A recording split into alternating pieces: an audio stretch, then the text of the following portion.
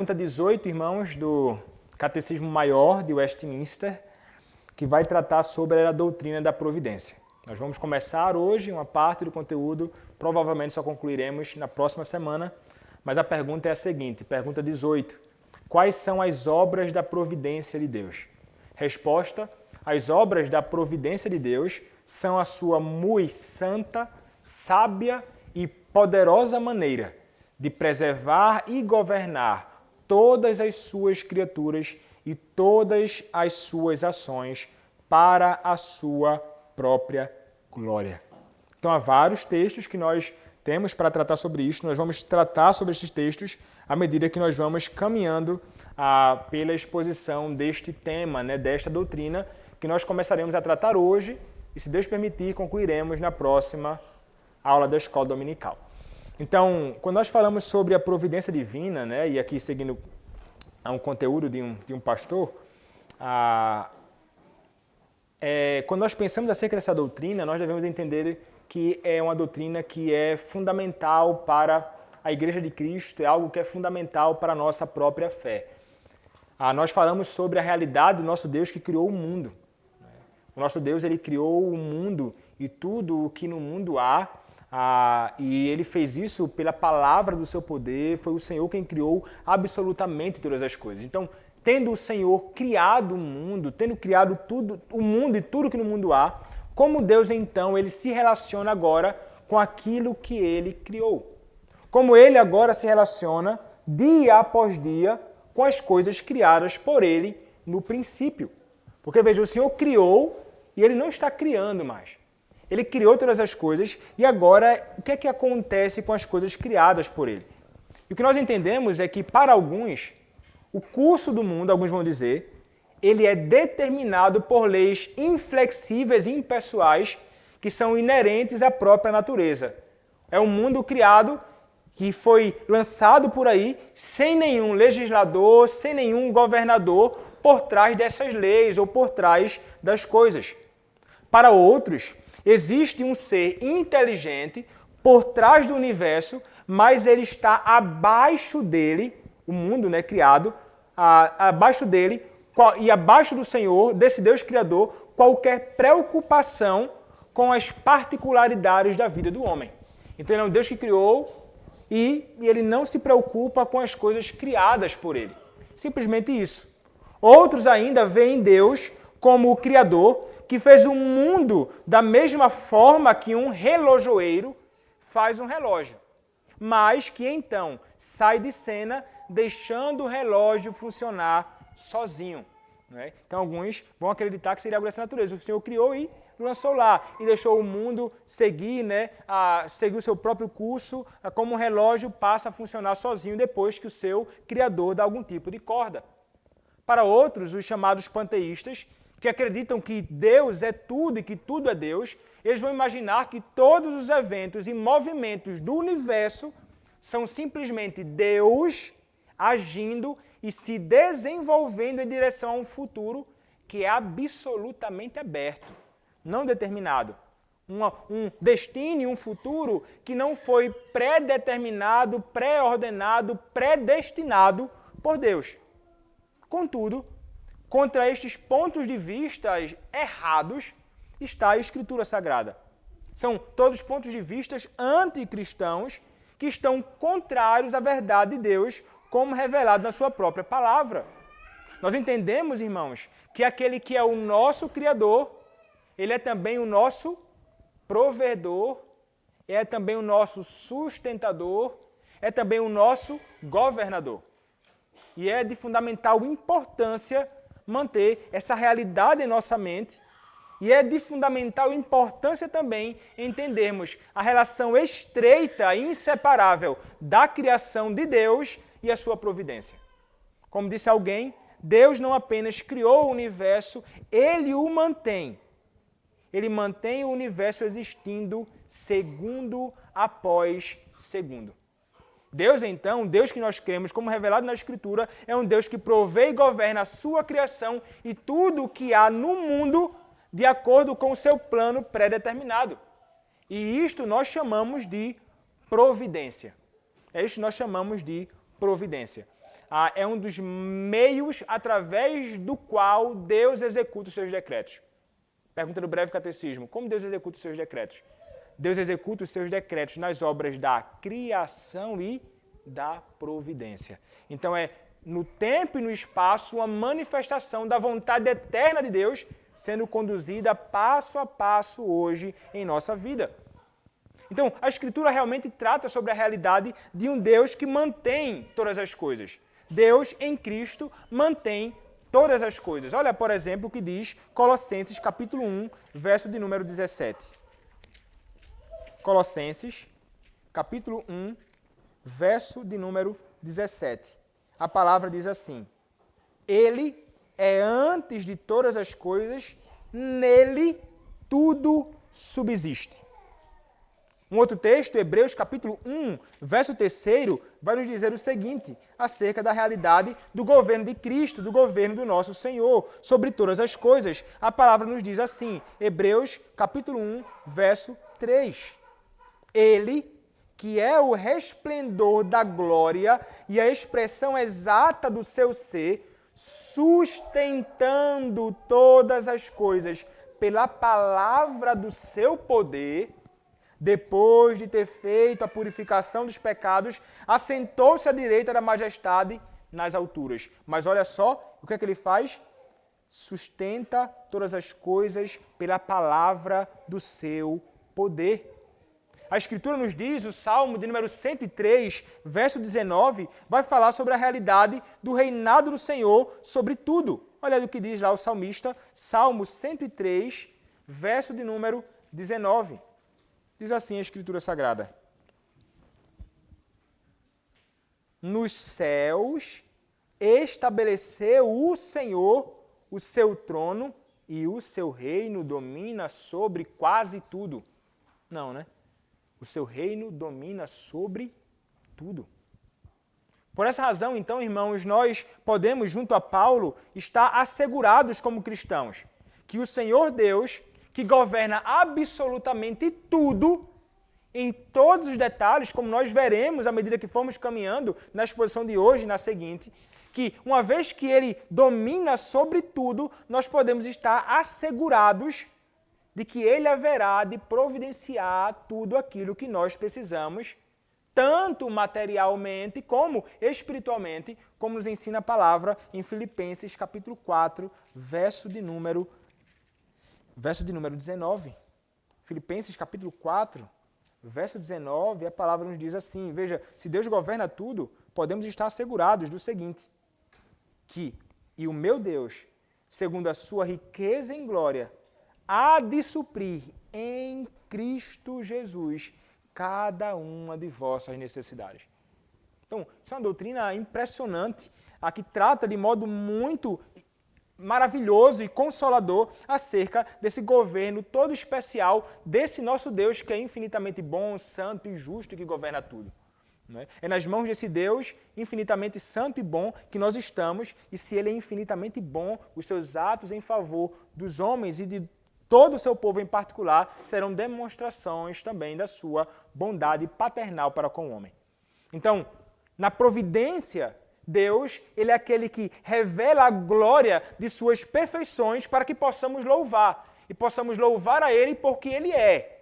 Porque a providência de Deus vai revelar a seu modo muito santo, sábio e poderoso de preservar e governar todas as suas criaturas e todas as ações delas, né? Então, isso é o que envolve. Então, isso manifesta atributos do próprio Senhor. Por exemplo, o nosso catecismo vai falar sobre a justiça de Deus. A providência do Senhor vai revelar a glória da sua justiça. Ele manifesta a sua justiça na providência. Olha o que diz o Salmo 145, verso 17. Salmo 145, verso de número 17. Diz assim: Justo é o Senhor em todos os seus caminhos, benigno em todas as suas obras. Dele caminho aqui apontando para a ideia de providência do Senhor. Ele é justo em todos os seus caminhos. Quem é justo? O Senhor. Então note que a providência vai manifestar a justiça de Deus. um atributo do Senhor. Então, ao lidar conosco dia após dia, Deus ele nunca vai agir de modo distinto do seu próprio caráter. Isso tanto na revelação da sua palavra, né? A sua palavra está inerentemente ligada a quem ele é, ela não pode ser, portanto, corrupta, injusta, errada, imperfeita, ou o que seja, tem que ser como seu Deus é, assim como são também todos os seus atos. Ele é aquele que, de modo algum, porque é justo, ele nunca jamais nos tratará de uma forma que seja inconsistente com a sua própria santidade e justiça. E como muitas vezes já falei aqui, uma vez que ele é santo, a sua santidade nunca jamais permitirá que ele seja injusto em seus atos. A sua manifestação também, ou a sua providência, ela manifesta a sua sabedoria. A sua sabedoria é manifesta na providência. Como diz ainda o Salmo, agora o Salmo de número 104. Salmo 104, verso de número 24. Salmo 104, verso 24. Olha só. Que variedade, Senhor, nas tuas obras, todas com sabedoria as fizeste, cheia está a terra das tuas riquezas. Então ele manifesta a sua justiça nas suas obras, ele manifesta a sua sabedoria em suas obras, ele manifesta também a sua onipotência na providência. Nós já lemos em Hebreus capítulo 1, verso 3. Pelo seu poder. Pela palavra do seu poder, ele sustenta todas as coisas. Então note, justiça, sabedoria, onipotência, são atributos do Senhor que são manifestos nos seus atos providenciais em favor do seu povo e o seu poder também está presente de modo muito claro. Então, a providência de Deus, como falei há pouco, ela é a execução no tempo do plano de Deus na eternidade. O que Deus então predestinou, isso ele está fazendo hoje pela providência, no tempo, no espaço e na história. Não há nada que aconteça, nenhum evento que aconteça neste mundo, desde o princípio, que não tenha sido determinado por Deus e que não seja uma expressão no mundo do governo desse mesmo Senhor. Então isso implica no fato, irmãos, de que de modo algum nós podemos acreditar na ideia de fortuna, sorte ou acaso, né? Uma palavra mais comum. Em lugar nenhum do universo. Não existe acaso. Existe providência. Não existe coisa acontecendo sem governo. Existe um Deus que governa então tudo. Então, uma vez que há um Deus que governa absolutamente tudo que há no universo, as coisas não podem acontecer sem propósito. Significa, consequentemente, que todas as coisas têm significado e têm um propósito muito bem determinado. Então, como veremos, até mesmo os acontecimentos mais acidentais, um machado cair sobre alguém ou qualquer evento dessa natureza, tem um propósito no plano de Deus. Todos os eventos, todos. Como escreveu alguém, ele cita alguém e diz assim: a doutrina da providência de Deus não deixa espaço para o destino, cego ou não. Deus não é cego. Para ele não existem acidentes. Com Deus não existem casos de acontecimentos fortuitos. Se o acaso existe, Deus não pode existir. Se uma molécula voa livremente por acaso, então Deus não é soberano. Se Deus não é soberano, então Deus não é Deus. Então, o acaso e Deus simplesmente não podem coexistir. Mas há outra intencionalidade que transcende a nossa intencionalidade. As intenções de Deus, como vistas na concordância entre as intenções dos irmãos de José e a intenção de Deus, nunca estão sujeitas ao acaso. Vamos falar mais à frente sobre isso no próximo domingo, provavelmente. Acaso é um termo repugnante. Acaso é um termo repugnante para retribuir as ações de Deus. Aí ele vai dizer, Albert Einstein estava correto quando disse, Deus não joga dados. Ele governa o mundo. E todos os detalhes da criação feita por ele mesmo. Então até aqui nós falamos um pouco sobre a providência, mas vamos falar um pouco agora de modo breve sobre a natureza da providência. Veja, a providência divina, ela é composta de dois elementos. Ela é composta de provisão divina ou preservação e também de governo divino. Ela é composta de provisão divina, que também podemos chamar de preservação, e também do governo soberano de Deus sobre o mundo. Então nós entendemos que o Deus que nós cremos, o Criador do universo, ele mantém e provê continuamente tudo aquilo que ele mesmo criou. E nada poderia continuar a existir por um segundo sequer sem a obra preservadora de Deus. Se Deus parar de conduzir o mundo por um segundo, o mundo deixará de existir. Isso então se aplica à substância, forma, qualidade, propriedades e tudo na criação. Tudo somente continua como Deus os criou por causa da sua própria providência. Olha, mais uma vez, agora o Salmo 104, verso de número 14. Veja que coisa belíssima é declarada ali. Salmo 104, verso 14. Diz assim: Fazes crescer a relva para os animais e as plantas para o serviço do homem, de sorte que da terra tire o seu pão. Agora, olhando lá para o Novo Testamento, Atos, capítulo 17, verso 28. Em breve chegaremos lá nas pregações. Atos 17, verso 28, diz assim: Pois nele vivemos e nos movemos e existimos, como alguns dos vossos poetas têm dito, porque dele também somos geração. Então note que o Senhor é revelado como aquele que governa e guia tudo, e ele faz isso, irmãos, sem de algum modo falhar. De modo algum o Senhor falhou na sua providência. Então, o governo de Deus é essencial para todo o cuidado necessário com toda a sua criação. E ele vai guiar, e ele vai governar tudo com um objetivo designado e entrelaçado em todas as coisas, de modo que sirvam a uma variedade de propósitos determinados pelo próprio Senhor. Uma variedade de propósitos no caminho para o objetivo final. Tudo feito com um propósito final. Qual é o propósito final? A glória de Deus. É isso que diz, né? O final da pergunta, para a sua glória, ou melhor, o final da resposta da pergunta de número 18. Então, uma vez que o governo do Senhor ele é universal, ele governa sobre tudo, sobre todo o mundo, é absolutamente certo, então, que nenhuma gota de chuva cai sem o seu próprio consentimento, sem a sua própria ordem, né? Estamos dias aí sem chover. Não caiu por quê a chuva? Porque Deus não quis que caísse. E quando começar a cair? Muito ou pouco nós sabemos. Vai cair porque Deus determinou que caísse. Ele realmente governa tudo nos mínimos detalhes. Olha, vamos ver aqui, por exemplo, o que diz a palavra do Senhor em outro salmo, Salmo de número 135, versos 6 e 7. Versos 6 e 7, diz assim, Salmo 135, versos 6 e 7.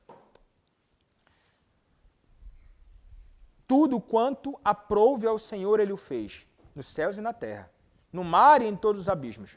Faz subir os montes, as nuvens dos confins da terra, faz os relâmpagos para a chuva, faz sair o vento dos seus reservatórios. Quem faz isso? O Senhor. É Ele quem faz todas essas coisas. Olha agora o que diz Levíticos. Levítico, capítulo 26, versos 3º e 4º.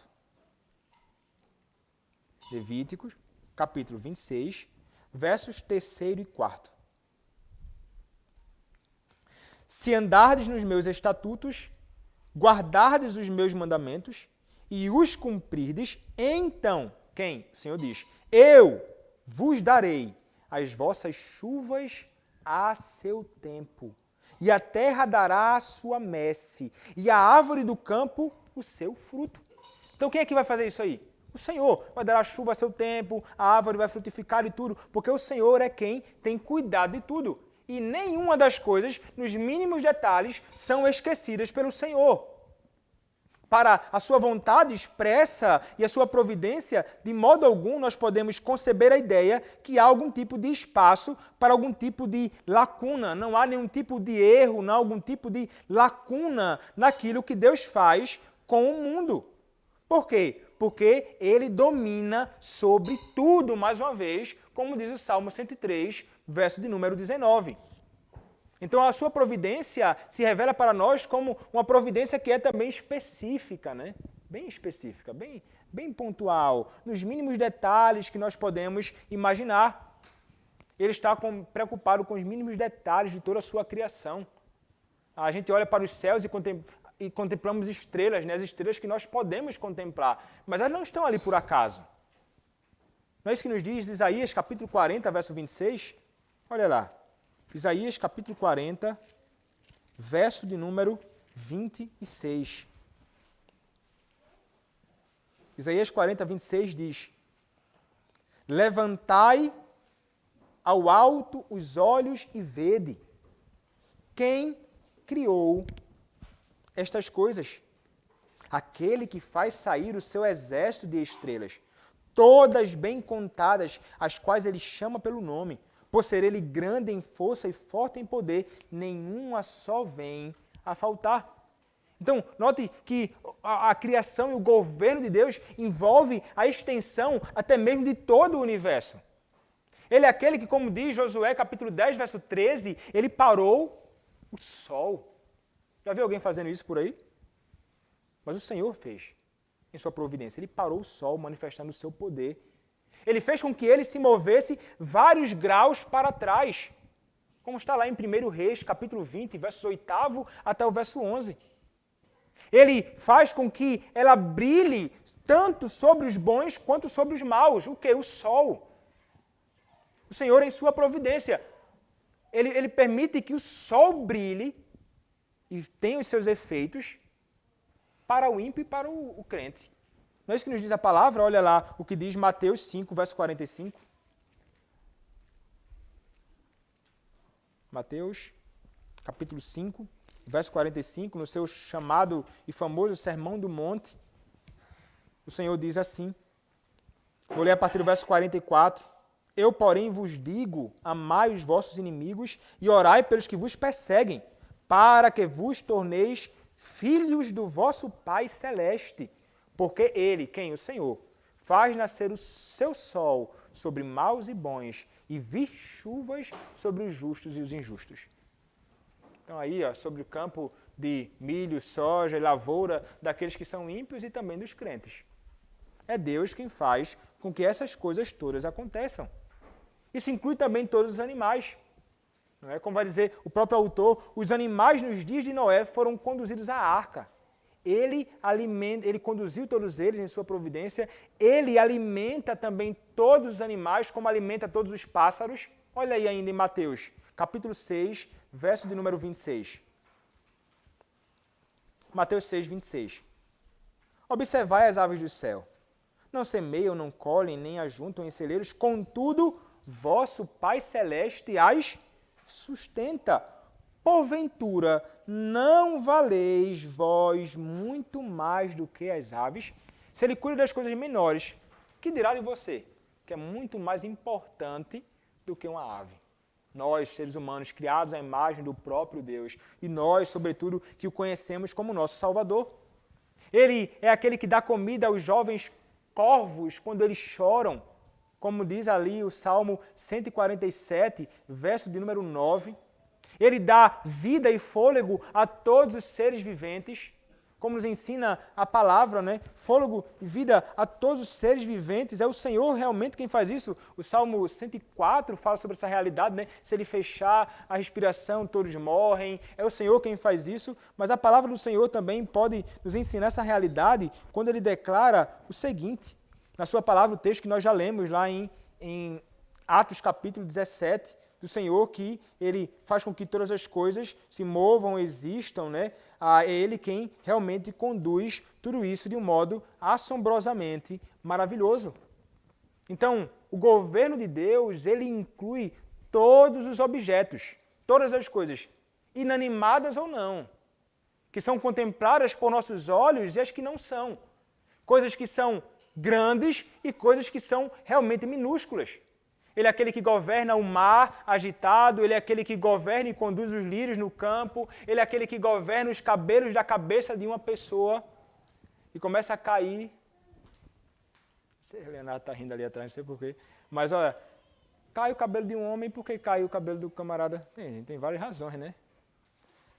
Mas é o Senhor quem permite. E caiu um por um, começou a ficar calvo, pronto. Foi o Senhor mesmo quem, em sua providência, permitiu que isso acontecesse. Até mesmo esses eventos, que nós não queremos que aconteça, acontecem por providência de Deus.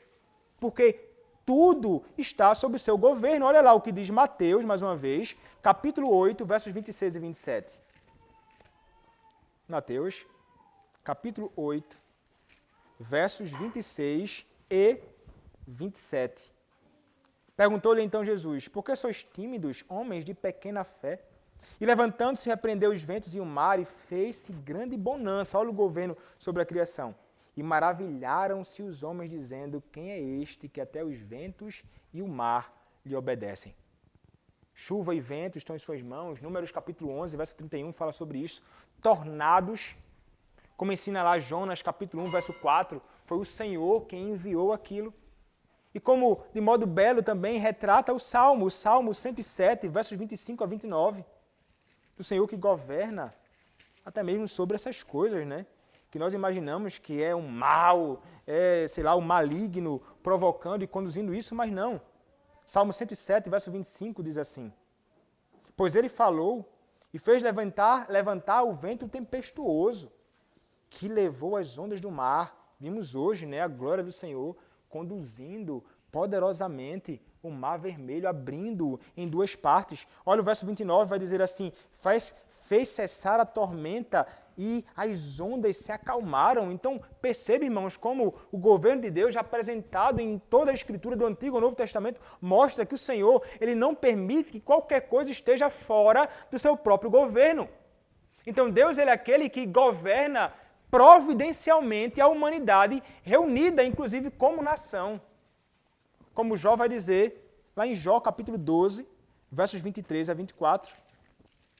Jó 12, versos 23 a 24, diz assim, multiplica as nações e as faz perecer, dispersa-as e de novo as congrega, tira o entendimento aos príncipes do povo da terra e os faz vaguear pelos desertos sem caminho.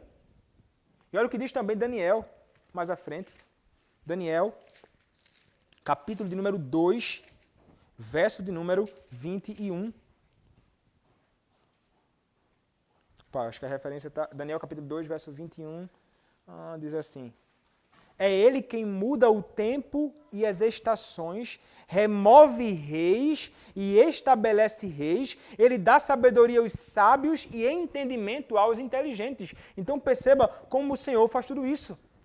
Então, Deus ele governa providencialmente a totalidade da vida de um indivíduo, bem como todos os detalhes que compõem essa vida.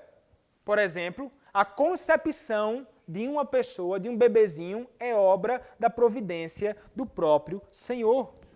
É obra da providência dele. E é pecado, então, ir contra essa verdade, essa realidade, como muitos homens se voltam contra Deus, ferindo os pequeninos que são gerados pela providência do próprio Senhor. Olha lá o que diz Gênesis capítulo 30, verso 2. Gênesis 30, verso 2, nos diz assim, então Jacó se irou contra Raquel e disse, acaso estou eu em lugar de Deus, que ao teu ventre impediu frutificar? Então é Deus quem faz realmente o ventre frutificar. E como diz o Salmo 127, verso de número 3, diz assim, herança do Senhor são os filhos, o fruto do ventre, o seu galardão. E como o salmista vai dizer no Salmo 139, é o Senhor quem formou ele no ventre da sua mãe, nos mínimos detalhes ali. Então, a manutenção da vida física é obra de Deus também, como ensina Mateus capítulo 6, verso de número 11. Vários textos, irmãos. É muito texto que trata sobre a realidade do governo do Senhor. Mateus capítulo 6, verso de número 11. O pão nosso de cada dia dá-nos hoje. A absoluta e plena compreensão de que é o Senhor quem diariamente está nos dando aquilo que nós precisamos. E até mesmo a nossa própria morte é uma obra da providência de Deus. O Senhor mesmo determinou isso. Como diz o salmista no Salmo de número 116, verso de número 15. Salmo 116, verso 15. Preciosa aos olhos do Senhor é a morte dos seus santos. Então o Senhor é quem faz todas essas coisas. José, ele foi um exemplo ilustre da providência de Deus sobre os indivíduos e os detalhes da sua própria vida, né?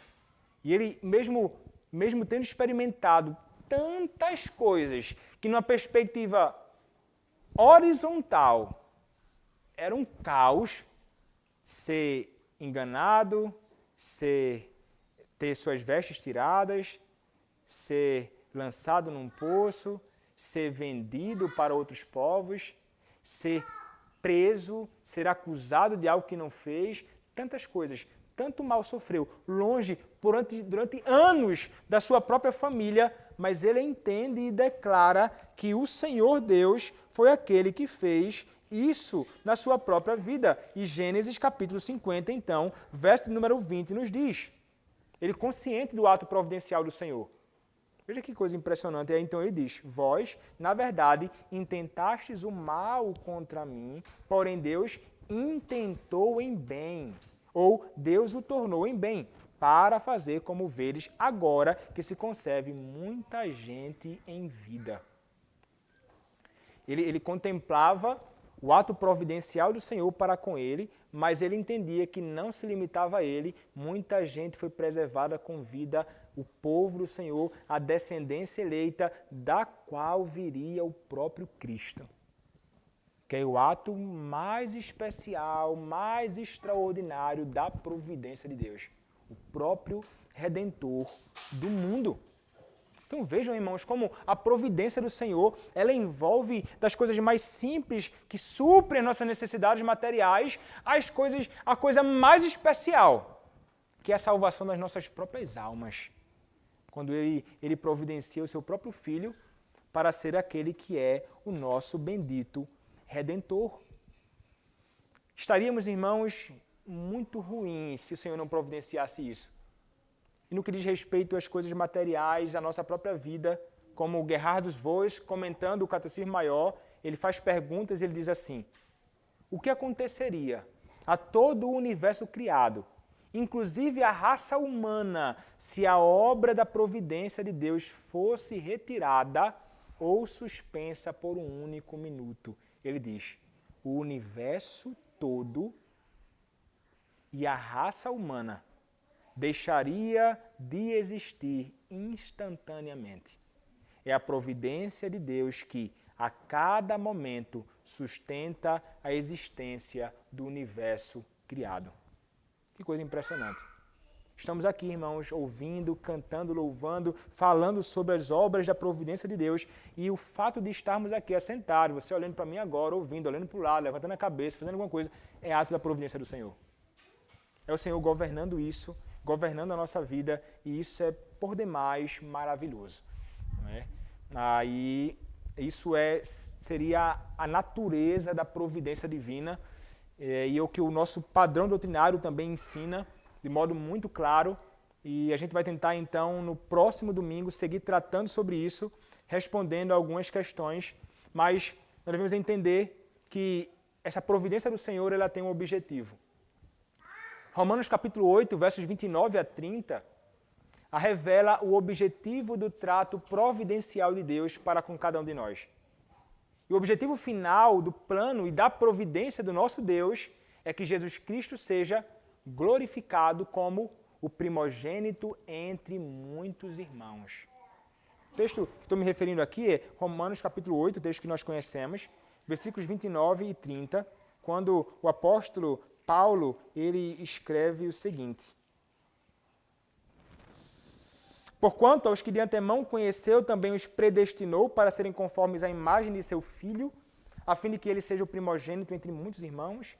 e aos que predestinou, a esses também chamou, e aos que chamou, a esses também justificou, e aos que justificou, a esses também glorificou. Então, para alcançar este fim glorioso, o plano em relação aos chamados de Deus, isto é, os eleitos, deve ser cumprido, né? E o Senhor vai fazer isso em sua providência. Se Jesus for o primogênito entre muitos irmãos, ele então deve ter muitos irmãos salvos de seus pecados que estejam também com ele. E este objetivo final, então, é a base para o tipo mais forte de certeza que da nossa própria salvação em Cristo, né? O Senhor tem esse alvo como alvo supremo, a salvação dos seus e a glória do primogênito entre muitos irmãos e daqueles que unidos a este Cristo estão. E o Senhor, em sua providência, haverá de guiar todas essas coisas. No próximo domingo, a gente vai tentar falar ainda sobre a providência, baseado nesta pergunta, tratando sobre algumas implicações da providência, né, e alguns outros pontos que relacionados ao modo que o nosso Senhor Deus ele governa, né? Como situações problemáticas, por exemplo, contribuem para o meu bem na providência do Senhor. Como o pecado, aí o Senhor governa tudo isso, como o Senhor lida com todas essas questões relacionadas à nossa vida nos mínimos detalhes, né? Como todas as coisas ao meu redor, inclusive as coisas que são ruins, na minha perspectiva, podem contribuir para o nosso bem e estão sob o governo de Deus. Então a gente vai tentar tratar sobre algumas perguntas e pontos relacionados a isso, e se Deus permitir, nós concluiremos o nosso conteúdo na próxima semana. Bom, irmãos, vocês têm algo a acrescentar ou alguma dúvida? Pode falar.